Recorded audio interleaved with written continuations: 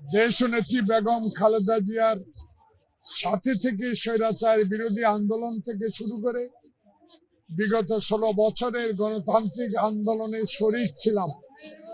আজকে আমরা মাহারা গণতন্ত্রের সেই মহানায়ক যিনি ছিলেন দেশনেত্রী আমাদের থেকে বিদায় নিয়েছেন। আমরা অগণিত মানুষ যারা বিগত দিনে এই পার্লামেন্টের থেকে আমরা ওনার খুব কাছে ছিলাম। পার্বত্য চট্টগ্রাম আন্দোলন থেকে শুরু করে সেই 2006 সালে রাজপথের মিছিলে আমরা এই দুজনে এক্সট্রিম মশার কয়েল প্ল্যান্ট ফাইবার দিয়ে তৈরি, তাই সহজে ভাঙে না, সুগন্ধিযুক্ত ও নিরবিচ্ছিন্নভাবে জ্বলে। ডেঙ্গু, চিকুনগুনিয়া বাহি সহ যে কোনো মশার বিরুদ্ধে দেয় এক্সট্রিম সুরক্ষা।